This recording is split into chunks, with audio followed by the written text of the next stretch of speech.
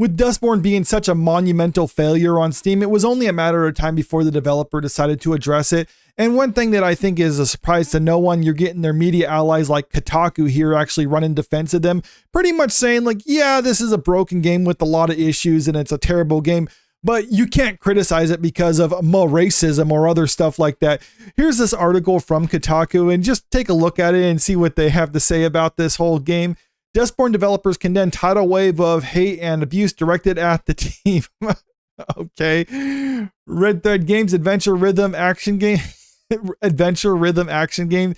I think that's a pretty big red flag right there when they don't even know what they're trying to be. They're just trying to be a little bit of everything. And usually when you're trying to be a bit of everything, you end up pleasing no one.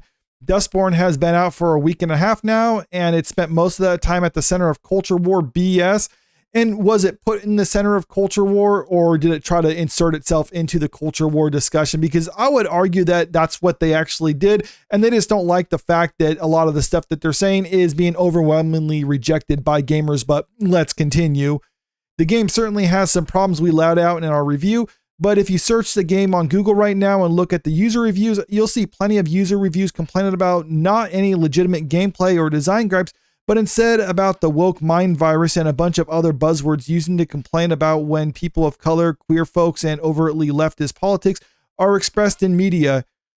Is it wrong to actually complain about that kind of stuff, though, in games? This is a genuine question, because I can understand people complaining about culture war stuff in games if it's like, okay, this game had a black person in it, so people are trying to say like, oh, well, it's woke now because there's a black person in it, and that's kind of dominates the discussion. But the politics is front and center when it comes to this game. So I think when you actually make politics the whole identity of your game, then I think it is fair to criticize the politics of that game, just like you would criticize the story or any other themes that are in the game. But let's continue. After 10 days of this infighting, the game's community and online conversations around it, Red Threads Games has released a statement condemning hate speech and harassment. Oh yeah, way to take a big stand on that matter, saying we stand against harassment. If you ask most people online, they'd probably say that they're against harassment, but they might disagree with what harassment actually is, because according to these developers, harassment is pretty much anyone just saying that they don't like this game or expressing why they don't like this particular game.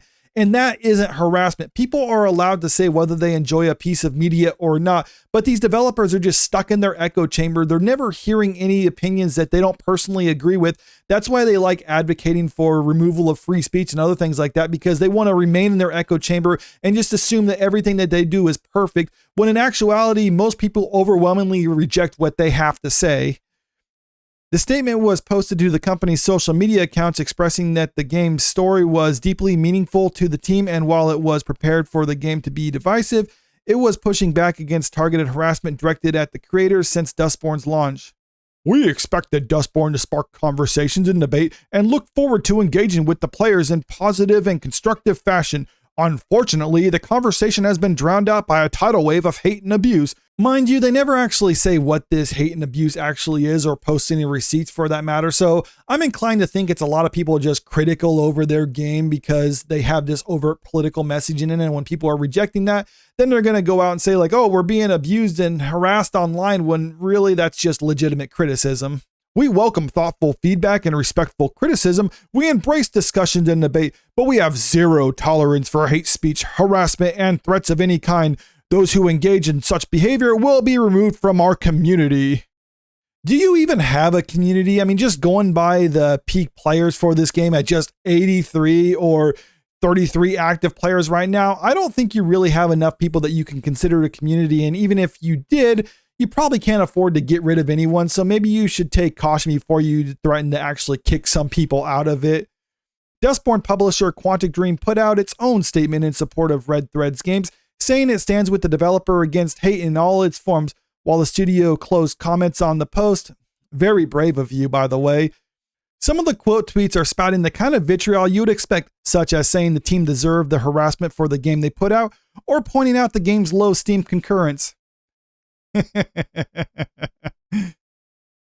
But others have been supportive, saying that these types of statements shouldn't even have to exist.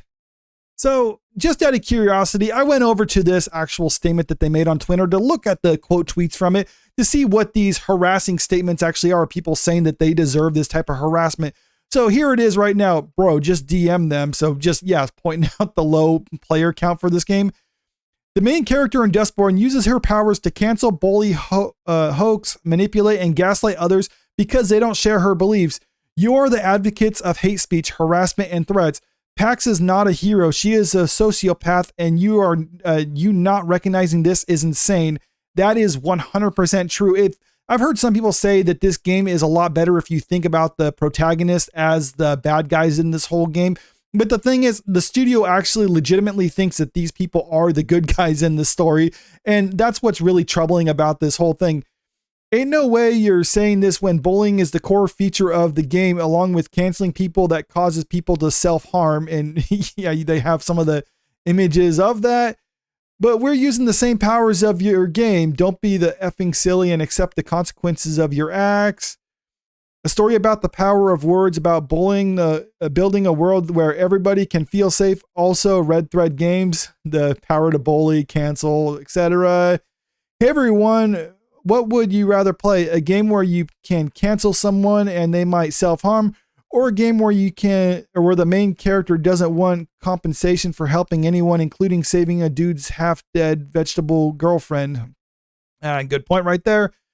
My brother in Christ, I've only glanced at the game and all I see is the MC being so insufferable and filled with so much hate towards everyone around her. Cancel, bully, and trigger is an in-game function. Your game is one of the most hateful and racist games I have ever seen.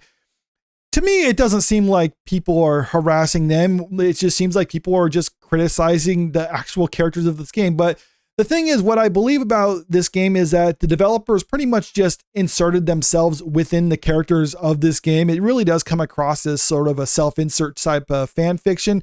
So when they see people basically chastising the main character and a lot of the other characters in this game, I think they take it personally because that's how they really are in real life. And they don't like the fact that they're actually the hateful ones. They're the bullies in this whole issue. So now they're trying to chastise anyone for pointing that out, but it's just not working. People have seen the type of game that they're putting out and they reject it. And that's why you get this type of score. Not only are people not playing this game, but the people who have been playing it are overwhelmingly disliking it right now. Are people who are actually watching gameplay of this game are disliking it too. Critics are trying to be a little bit more kinder to them, but it's not going to be enough to save it. So you can get all these articles on Kotaku going after the gamers and other things like that. The fact of the matter is, this is just not working. People reject a lot of this politics crap in gaming, and it's gotten to the point where some studios are trying to actually rebrand their DEI teams in order to try to avoid this type of criticism. But the thing is, this is going to seep into a lot of media. So even if you rebrand your DEI departments to the point where it makes it seem like the companies aren't pushing that, as soon as we see the final product and see where the main playable features are basically a very diverse group of main characters and they're just pushing political messaging throughout the whole game, then it's just going to be another failure like this. But one thing for Dustborn is it demonstrates why a lot of these people don't try to create their own thing and why they try to hijack existing media.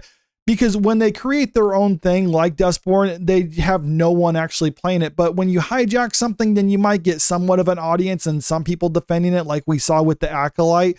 But that's only going to be small scale because eventually these companies are going to realize doing this type of stuff is a losing issue for them. So they need to go back to actually producing stuff that general audiences and gamers want to consume. Otherwise, they're just doomed to failure, maybe just at a slower rate, unless they actually just push their own or create their own things like this. But let me know what you think about all this in the comment section below. Do you think a lot of this criticism for Dustborn is deserved, or do you think people shouldn't be able to criticize it because they're pushing the message? Comment below, and if you haven't already, make sure you click that subscribe button if you want to stay up to date with the latest entertainment news. If you can, click that like button and share the video out there because it helps out with the channel. Thank you.